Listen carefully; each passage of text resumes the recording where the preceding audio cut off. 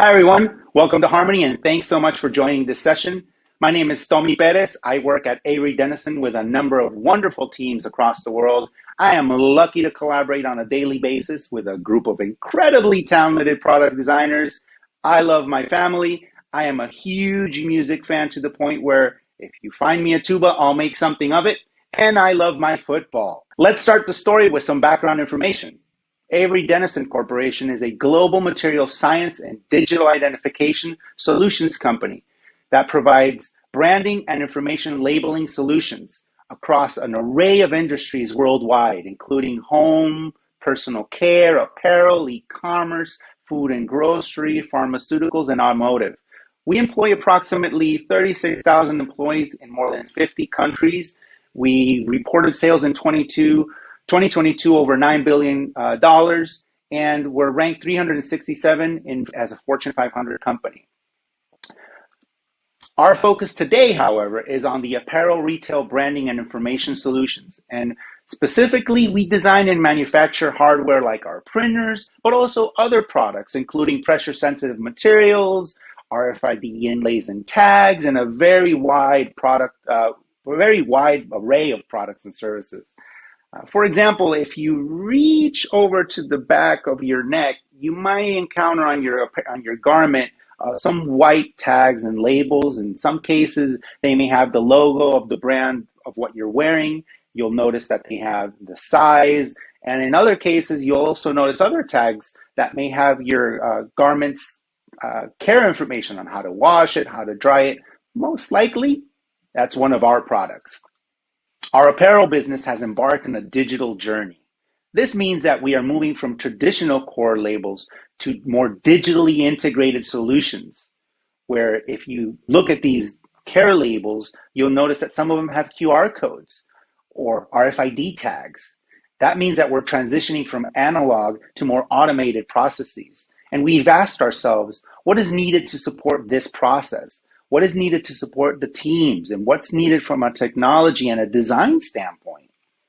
Any journey of this sort is going to have plenty of challenges. And rather than put more focus on them, the mindset needed to be one where we could identify those challenges as new hidden opportunities to transform our way of working. So we looked at 4 areas where we knew we could create impact.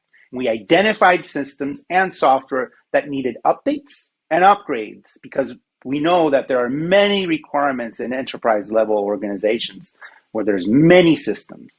We also found that once we had a design team in place, they would have a unique challenge of being tasked to deliver across devices, form factors, and platforms at a global scale and deliver at the highest level for our teams and for our customers.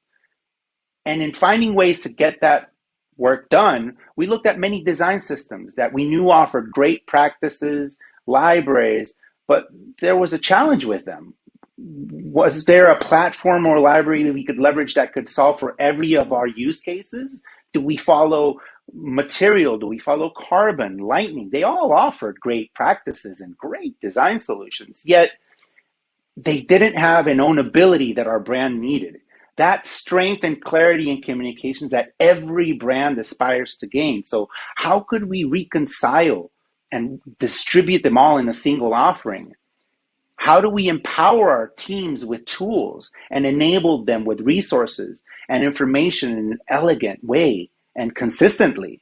And I've seen this happen in previous transformations of this sort, where there are silos and maybe islands created by a region or a group of tasks, or maybe you're in a product and that's your area of focus, and quite frankly, just the human condition of communication.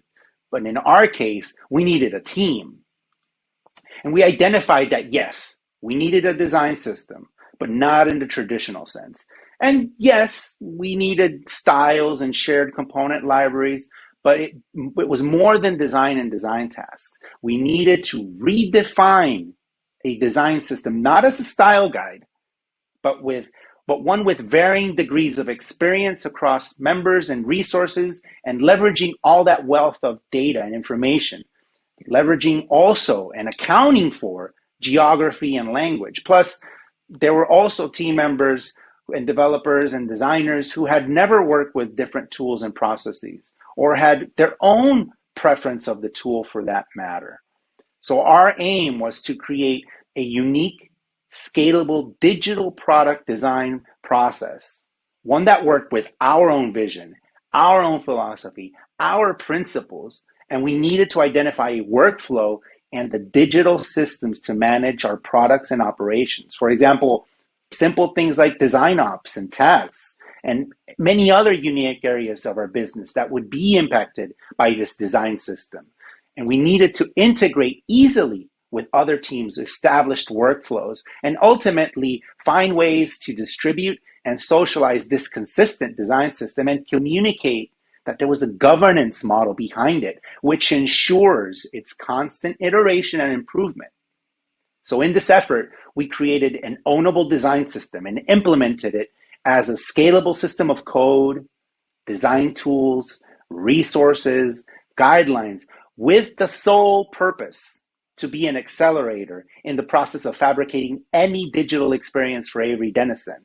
And with that workflow in place, we dove even deeper.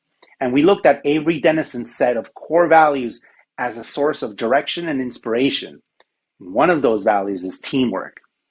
When we set the ambitious goal to build not just a team, we said, well, if we're going to truly embrace this, then we do really have to look at creativity as one of the most powerful business tools. So creating a team isn't just about hiring. It's the result of establishing dynamics where these individuals must exemplify a high level of concern. And that's defined as your sense of collaboration, consideration, reliability, commitment, kindness, caring, respect, support. And in parallel, do they perform with a high level of craft, that artistry, that passion, that enthusiasm, that zeal, the satisfaction, and the excellence? These things served as foundations for us to develop a digital product design as a practice with a shared and scalable capability, not just that pushes pixels, but one that enables growth and helps our customers. And with any practice, it's not just about setting up shop. It's about getting us all on the same page, where simple details and discussions like taste, what do I think is great? What do you think is better? Helped us to find ways to level that playing field and create a standard so that it became essential that with that standard, we were able to bring people in to the practice as additional practitioners, advocates almost. So access to this practice and these practitioners was paramount to drive value. And this was made possible through a centralized repository for all product design resources, which, as you know, helps create consistent experience, in our case, globally. And as a result, we uncovered yet additional benefits. We expanded the product design team and included other designers. We were able to include other creatives and people from other roles and expand even further across other initiatives and thereby enabling growth and learning. So how would these other roles engage with this practice? Well, a critical component is the technology supporting our squads. And the system needed to be open for anyone to leverage these benefits. I'm a firm believer that the tools are just a means to an end. It doesn't matter which one. The tools used to work within the system shouldn't affect the outcome because tools change and we've been all through it. Now, the efficacy of those tools lie in the hands of the masters who wield them. And I guess in the next couple of years, we'll see in the specificity of the AI prompts that you can type in, maybe, perhaps. So the contributors to this design practice should be able to come in from other areas outside of design, because designers can use a combination of any tool, whether it's Adobe Creative Cloud, Sketch, Figma, Extra, whatever that is, all of the above. And developers can also leverage this to implement across any library or any platform. But also, and more importantly, how would executive management, PMOs, DevOps, leadership be involved and folded into this design system from a workflow and process standpoint? So integration with the other platforms was critical. Things integrating with Jira, interaction between the tickets, the design components, and Zeppelin, and the style guide to Storybook. All these moving parts were important to consider. So as we move forward in identifying these needs, our path, and the underlying process below it, we finally learned the toughest lesson, that there is only one single source of truth. So in that single source of truth, we needed to finally come with the realization that we built a process and a workflow. And under that process, we built a governance model. And we built a design team that was always helpful and willing to answer even the most foundational questions, like, what is product experience design? What is the difference between UX and UI? We built a design system with all of its visual components. And we even went further and built updates to that design system. And we built even more themes that were able to help build the literacy of what is a design system across other teams implementing that design system. And we're constantly and evolving how we're building out the distribution and the socialization of it, so that enhances collaboration across different processes, the cadence of different tempos across different projects and initiatives. And even though we thrive in agile, other methodologies, so we're always asking what's needed from our engineering counterparts and other functions. And by asking this, we found that there was a new desire for people to get involved. And not just the low-hanging fruit type of tasks of doing QA or validating design, but even things where we were able to maintain a stronger connection between design, code, and the business.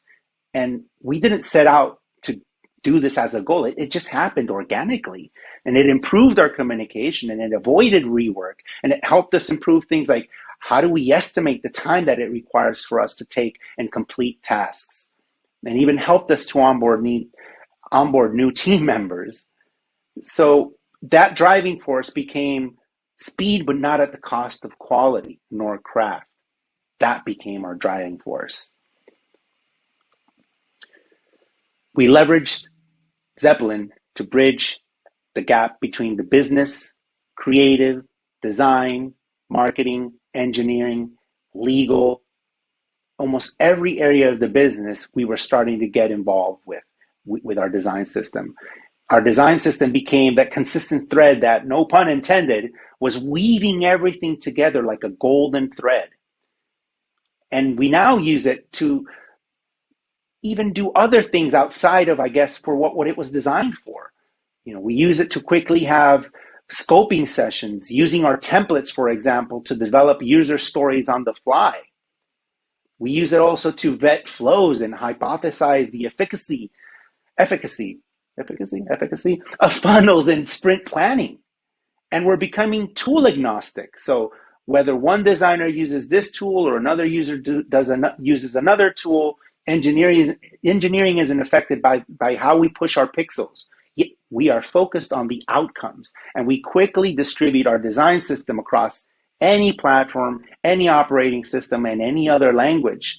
And I guess if I were to think back, what are we learning from this?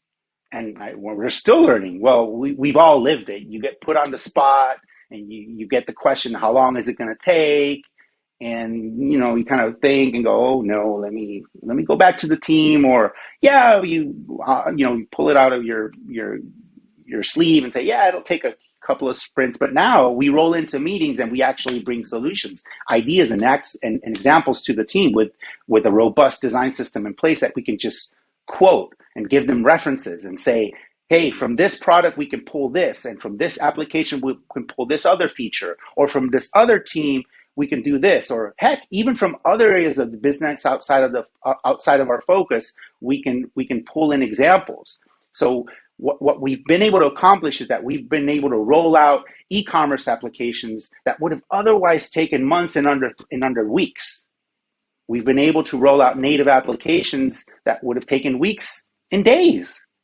We've been able to prototype and create concepts and POCs in a matter of hours. Well, and it's crazy to think, how were we able to not do this in the past? Well, we've gone through some major overhauls, and we even migrated from an atomic model to a component library. And I guess those realizations came as a result of our governance model, where we always keep asking ourselves the questions: what's ahead?